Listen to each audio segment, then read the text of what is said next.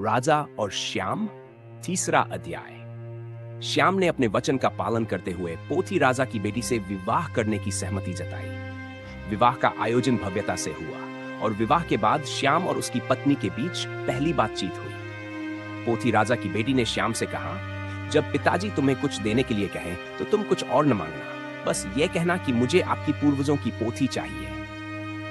कुछ समय बाद पोथी राजा ने श्याम को बुलाया और प्रेम से कहा, बेटा, तुमने हमारी बेटी से विवाह किया है, अब तुम जो भी मांगोगे वह तुम्हें मिलेगा। श्याम ने अपनी पत्नी की सलाह मानते हुए कहा, मुझे कुछ नहीं चाहिए, बस आपकी पूर्वजों की पोथी दे दीजिए। पोथी राजा यह सुनकर कुछ पल के लिए सोच में पड़ गए, लेकिन फिर उन्होंने पोथी श्याम को दे दी। श्याम ने पोथी राजा की बेटी और उस पुरानी पोथी को साथ लेकर अगले राज्य, हाथी राज्य की ओर प्रस्थान किया। हाथी राज्य में पहुंचकर श्याम ने वहां के राजा की बेटी से भी विवाह किया। विवाह के बाद हाथी राजा की बेटी ने श्याम को वही सलाह दी जो पहले मिली थी। उसने कहा, जब पिताजी तुम्हें कुछ देने के लिए कहे तो तुम सबसे छोटी हाथी मांगना। जब हाथी राजा ने श्याम से पूछा, बेटा, तुम्हें क्या चाहिए? श्याम ने फिर वही उत्तर दिया, मुझे आपकी छोटी हाथी चाहिए और कुछ नहीं। हाथी राजा ने भी सहर्ष श्याम की मांग पूरी की और उसे छोटी हाथी दे दी। अब श्याम अपनी दोनों पत्नियों, पोथी और छोटी हाथी के साथ बाघ राज्य पहुंचा।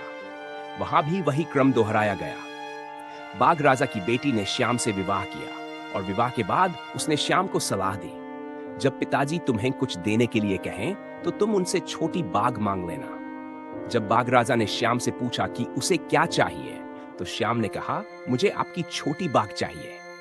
राजा ने भी उसकी बात मान ली और श्याम को छोटी बाघ दे दी। अब श्याम 3 पत्नियों, छोटी हाथी, छोटी बाघ और पोथी के साथ पक्षी राज्य पहुंचा।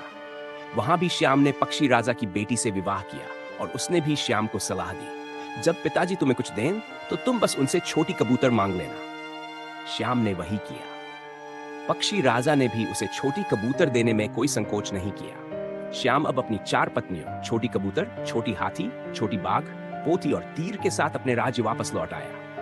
उसकी मां ममता ने श्याम को इस तरह समृद्ध और सफल देखकर बहुत प्रसन्नता व्यक्त की। वह अपने बेटे की समझदारी और भाग्य से बेहद खुश थी। परंतु श्याम के पिता राजा और उनकी छोटी रानी यासिनी ने यह सब देखकर असहनीय ईर्ष्या महसूस की। वे दोनों शुरू से ही श्याम के खिलाफ थे और चाहते थे कि श्याम को किसी तरह मार दिया जाए ताकि उनका छोटा बेटा राज सिंहासन पर बैठ सके। राजा और यासिनी ने अब श्याम को मारने की योजना बनानी शुरू कर दी। उनके मन में एक ही विचार था, श्याम को रास्ते से हटाकर उनके छोटे बेटे को राजा बना दिया जाए। श्याम के पास अब 4 पत्नियां थीं और उन पत्नियों ने कई असाधारण और जादुई चीजें श्याम को दिलवाई थी, जिनमें से कुछ राजा और यासिनी की योजनाओं को विफल कर सकती थी। अब सवाल यह उठता है कि क्या श्याम के पिता और उसकी छोटी मां यासिनी उसे मारने में सफल होंगे, या फिर श्याम की 4 पत्नियां अपने पति को इस खतरनाक साजिश से बचा लेंगी? इस रहस्यमयी और खतरनाक कहानी का जवाब अगले अध्याय में मिलेगा।